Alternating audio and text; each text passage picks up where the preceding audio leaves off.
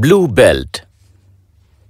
एक वक्त का किस्सा है। मोराना नाम के एक छोटे से जजीरे में एक लड़का रहता था जिसका नाम था लियो।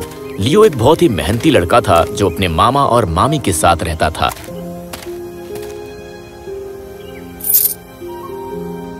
हालांकि वो उनसे प्यार करता था, पर उसे माँ की ममता की कमी बहुत महसूस होती थी। मोराना के लोगों का कहना था कि एक बार लियो की अम्मी घने जंगल के अंदर अकेली चली गई थी और दोबारा कभी लौटकर नहीं आई। उस समय लियो बहुत छोटा था।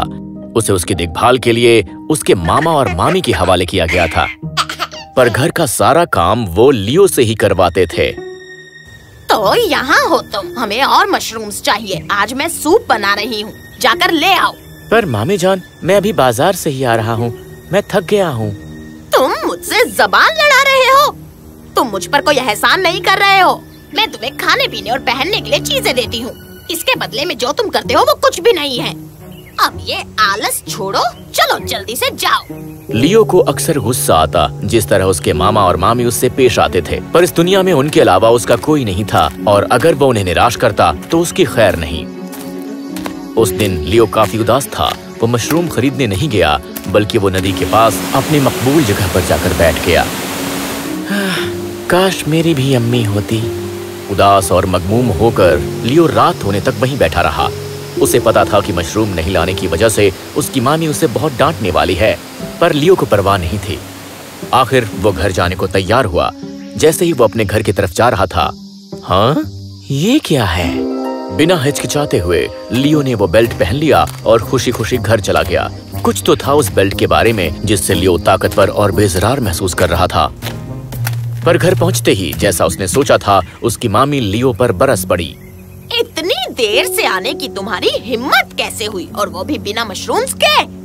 लियो उदास था और उसने अपना सिर झुका लिया। वो अपने हाथ पीछे करके खड़ा था और एक फरमान बारदार लड़के की तरह खामोश अपनी मोमानी की डांट को सुन रहा था। पर अचानक उसने अपने हाथ में कुछ महसूस किया। वो मशरूम थे। तुम मुझे बेवकूफ बना रहे थे? ये कब से तुम्हारे पास ही थे और फिर भी तुमने मुझे बताया नहीं हो? अब लाओ जल्दी। ये मशरूम मेरे हाथ में कैसे आ गए? लियो को इस बात का पता नहीं था कि ये तो बस शुरुआत है। लियो, मैं चाहती हूँ कि 1 घंटे में तुम ये पोचा वोचा निपटाकर और गाय को चारा भी खिला दो, समझ गए तुम? जैसे ही लियो की मामी कमरे से बाहर गई, थकान के मारे लियो ने अपनी बेल्ट पर थपथपाया और अचानक बेल्ट काम पर लग गया। कुछ ही देर में लादी पोछा अपने आप शुरू हो गया और गाय के सामने खाने के लिए चारा रखा गया। लियो समझ गया कि ये जादू जरूर बेल्ट की वजह से ही हो रहा है। इतनी कम उम्र में भी लियो काफी होशियार था। उसे पता था कि उसे बेल्ट को महफूज रखना है ताकि कोई उसका गलत इस्तेमाल ना करे। जब वो अकेला होता और कोई उसे देख नहीं रहा होता, तभी वो अपनी बेल्ट को थपथपाता। पर जल्दी ही लियो के मामा और मामी समझ गए कि कुछ तो गड़बड़ है। आखिर ये सब कुछ इतनी जल्दी कैसे कर पा रहा है? उन्होंने इस मामले की तह तक जाने का फैसला किया। अगले दिन मामी ने लियो को बहुत सारा काम दिया और कमरे से बाहर चली गईं। फिर आगे क्या होता है देखने के लिए दोनों पर्दे के पीछे छिप गए और फिर उन्होंने जो देखा उन्हें यकीन नहीं हुआ। वो देखा तुमने? सब बेल्ट की वजह से। इस आलसी लड़के को कहीं से जादू की बेल्ट मिली। हाँ, पर उसे बेल्ट मिली कैसे? अरे क्या सोचना, मुझे महज इतना पता है कि हम जल्दी से रईस होने वाले हैं।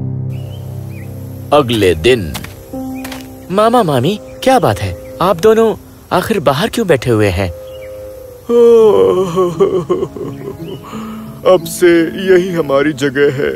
बेघर हैं हम, बेघर हो गए। बेघर? मुझे एक बहुत ही भारी नुकसान हुआ है। जो भी मैंने कमाया था वो सब गंवा दिया मैंने। अब मैं घर खर्च कैसे संभालूंगा? मुझे इस घर को बेचना पड़ेगा और हमें फल फूल खाकर जंगल में ही रहना होगा। ओह, काश कोई हमें बेहद पैसे देकर हमारी मदद कर सके। या अल्लाह, कुछ रहम कर, हम पर मेहरबानी कर।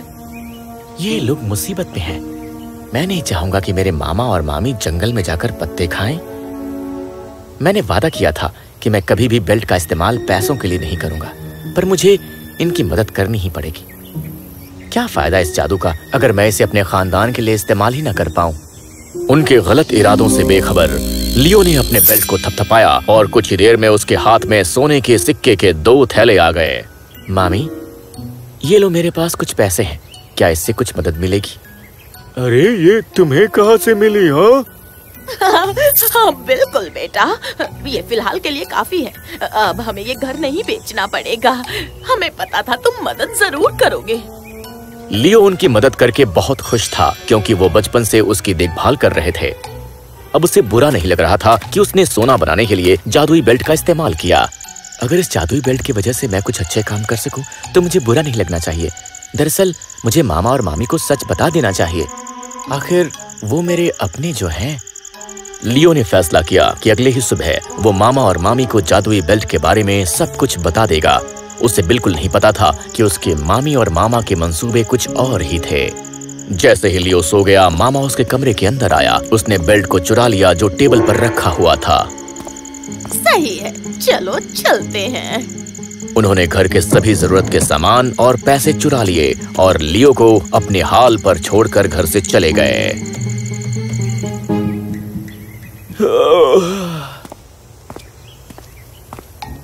हाँ मामी जान, क्या हुआ? मुझे इतना दर्द हो रहा है। हम जंगल के बीचों बीच थे और ये बेल्ट। ओह! बेल्ट? कैसी बेल्ट? कुछ नहीं बेटा, हम बस जंगल में वो थोड़ा सैर के लिए गए और फिसल गए। हाँ, हम फिसल गए और हमें बहुत चोट लगी। तुम हमारे लिए थोड़ा पानी गर्म कर दो प्लीज बेटा। बिल्कुल मामी जान। तुम अहमक हो गए हो क्या? जो जंगल में हुआ हम उसे नहीं बता सकते। वो जंगल। लियो के मामा मामी को ये नहीं पता था कि बेल्ट नहीं चाहता था कि कोई उसे चुराए। वो बेल्ट लेकर शहर से बाहर भागने वाले थे कि बेल्ट ने इस बात का ध्यान रखा कि उन्हें अपने कर्मों की सजा मिले। उन पर जानवरों ने हमला किया और जब उन्होंने जादुई बेल्ट का इस्तेमाल करने की कोशिश की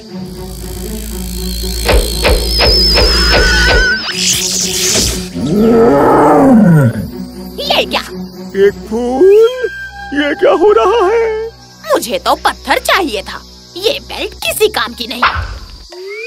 फिर वो जल्दी से एक पेड़ पर चढ़ गए और शेर के जाने तक वहीं बैठे रहे। वो नीचे उतर गए और जंगल से बाहर निकलकर शहर की तरफ बढ़ने लगे।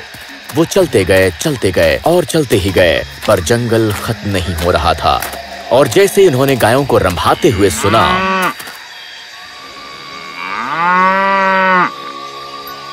उन्हें लगा कि आसपास एक दूसरा शहर है और इसीलिए उसी दिशा में दोनों भागने लगे। पर ये क्या? हम वापस अपने ही घर में आ गए। अब हम क्या करें? मैं हार नहीं मानूंगी और ना ही तुम। शायद हमने बेल्ट का ठीक से इस्तेमाल ही नहीं किया। उसे पता ही नहीं है कि उसकी बेल्ट गायब हो चुकी है। चलो उसकी बेल्ट को वापस टेबल पर रख देते हैं और आज रात हम उसे फिर से चुराएंगे और उसे यहीं छोड़ देंगे। तुम बिल्कुल सही हो। पर इस बार लियो ने सब सुन लिया। उसे ये जानकर बुरा लगा कि वो दोनों उसके बारे में क्या सोचते हैं, पर उसे खुशी हुई कि इससे पहले कि देर हो जाए उसे सच्चाई का पता चल गया। उस दिन लियो ये कहकर घर से निकला कि वो बाजार जा रहा है, पर उसके मामा मामी को पता नहीं था कि वो कभी वापस नहीं लौटेगा। उन्हें भी शक नहीं हुआ क्योंकि वो अपने साथ कुछ खास चीजें लेकर नहीं गया, सिर्फ एक जोड़ी कपड़े और बेल्ट। उसने सभी जरूरत के सामान और सोने के सिक्के अपने मामा मामी के लिए छोड़ दिए, क्योंकि बचपन से लेकर आज तक उन्होंने उसका ख्याल रखा था। कम से कम वो उनके लिए इतना तो कर ही सकता था। लियो को ठेस पहुंची थी, पर उसे अंदाजा नहीं था कि उसके मुस्तकबिल में क्या लिखा है। जल्द ही उसे पता चलने वाला था कि असल में वो कौन है और उस जादुई बेल्ट ने उसे ही क्यों चुना था। कहानी आगे बाकी है।